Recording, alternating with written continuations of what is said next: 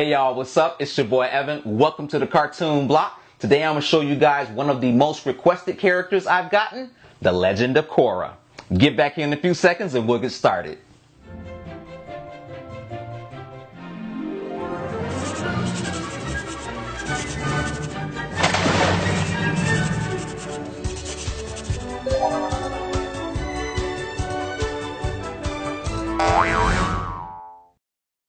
We'll begin by using the Prismacolor Cool Erase Blue Pencil. Now let's get started, guys. So we're going to go ahead and begin by drawing a circle, and just a regular circle, doesn't have to be perfect. Then we're going to put the center line in there, going down the right side of the sphere. And then next we're going to indicate the eye line by cutting that ball in half. And I'm going to lightly put in her jawline down below the ball. And at the bottom of that ball, draw the nose guideline. And then below that, draw the mouth guideline. And next, we'll lightly sketch in her neck and a little bit of her shoulders. I'm not quite sure what pose I want her in, so we'll come back to her pose later. For the eyes, let's place two ovals directly on the eye line. And moving down to her nose, simply put in a curve for her bridge. And for the eyes, we're going to go ahead and start putting in a diamond shape, or almost almond diamond shape, to get the outline of her eyes.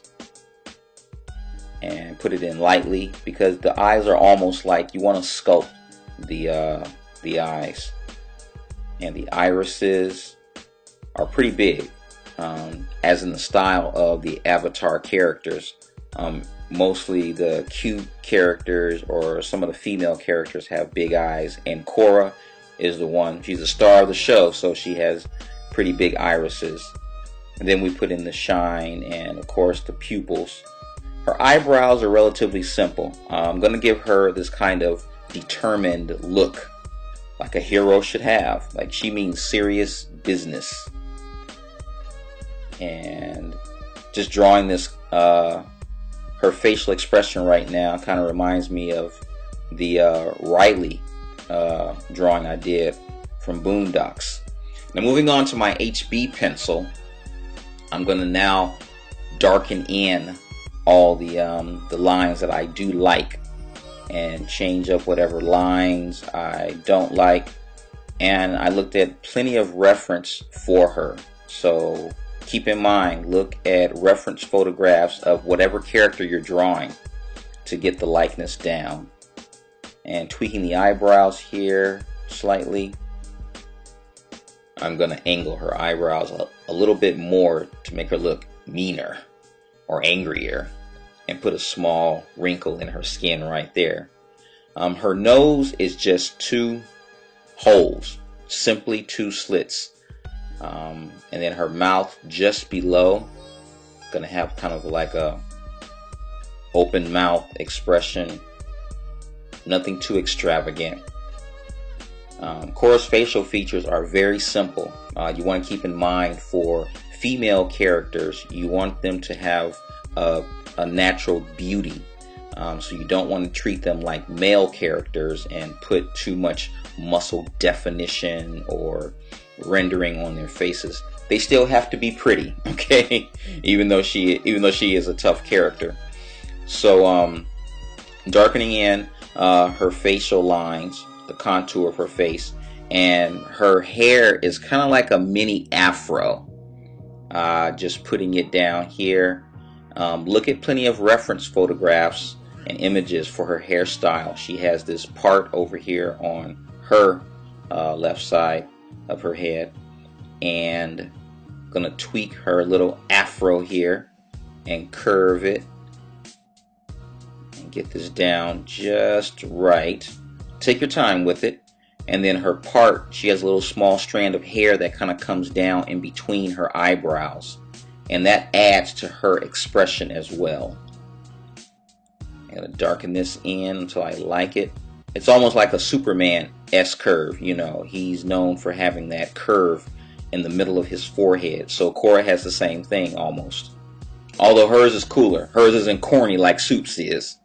So I'm going to erase a lot of my construction lines and sketchy lines so I can kind of see my drawing come to life here. And now for her two, I guess, pigtail kind of hair she has on the side. They're not braids, but they're pigtails. And then she has this kind of barrette ornament to that holds her pigtails, and it's kind of bulky at the top of that hair ornament. So make sure you make that part kind of a little bit thicker. And I'll continue that on the other side over here and get it down. I'm going to use my electric eraser to kind of tweak her eyes somewhat. I'm not happy. I think I made the irises too big, so I'm going to shrink them down somewhat and get the shine, tweak that one, and just clean up her eye lines a little bit more. Just darken them in. And then put in her ear detail. Simply look at your own ear to just copy, it. And her hair ornament at the top. So get that in there. And it sticks out almost like a horn. And then kind of just lightly sketch in the flow of her top pigtail. And I like how her hair gives her the illusion of motion when it moves. And going back down to her neck area that we lightly put in earlier, it's just a big cylinder. Nothing complex about it at all. And now we can put in the center line and the curvature of her neck, so we can then begin dressing her, putting her costume down here.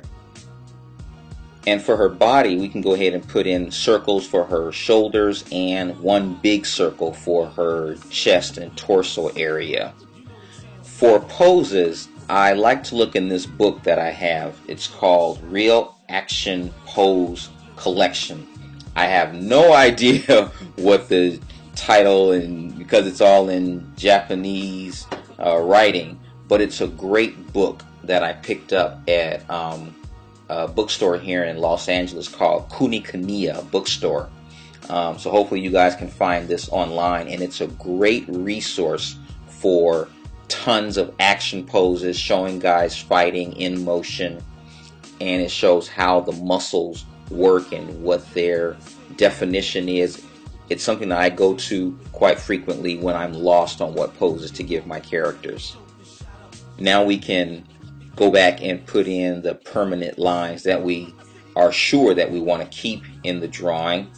And I'm putting in a few lines to represent her costume. A few details here. I'm going to adjust her neck slightly and put in her clavicle bones and start going down to her breast area. She's not a big-chested woman, so don't get carried away, guys, by drawing big boobs on Korra. Just draw a few lines on her chest. Now I'm going to place some paper over her face so I can begin drawing her fist. I asked my daughter Sabrina to pose her hand for me so I can get good reference on how the knuckles and the bones and the fingers look. Ask your family and your friends to pose for you. It's always best to learn to draw from life. After you draw enough people, places, and things, animals, or whatever, then your own drawing style will emerge from that. So once I looked at my daughter's hand, I drew the fist that I wanted. Now I can go back in and tweak it. Moving on, I then needed reference for Korra's muscles and her arm and shoulder area. So I asked my son to pose for me. He's been working out a lot recently, and he likes to show off his body. You should always feel free to get your reference from anywhere. Luckily, I have teen children who can pose for me. But if you don't have that kind of thing, look at Google Images, magazines, bodybuilding, muscle magazines, Victoria's Secret catalogs if you want to learn how to draw women. And I can't stress this enough. It is very important that you guys take a figure drawing class.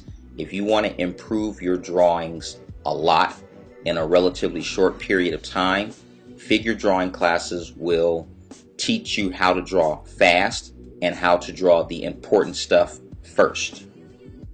Now I'm going to tweak her eye a little bit more and erase some of my construction lines, because the next step is placing the shadow on her face, and this will help your drawing pop more off the page. Putting shadow on your drawings will give more contrast, meaning that you have a definite light source like we have here on the left side of her face and a shadow side on the right side. Having that definite light and dark contrasting against each other will help your drawings just come more alive to the viewer. To get a good idea of where I want the shadow to be on her body, I simply used my Green Lantern toy right here and held it up to the light to get good shadow reference. And once again, I asked my daughter to hold up her hand so I could get some good reference for Korra's open palmed hand. Now I hope you guys understand the importance of using reference for your drawings. You've seen me use a combination of photographs, live models, and even toys to get posing, muscle structure, and shadow placement. And we're just about done putting in her shadow. And there you have it, guys. The Legend of Korra. I hope you guys learned something. And thanks for watching. Hey guys, it's Sabrina, ready for a drawing contest? Here's what you have to do. Follow these 2 simple steps. And step 3, draw Korra battling Sakura. And time for the prizes. Santa came early this year.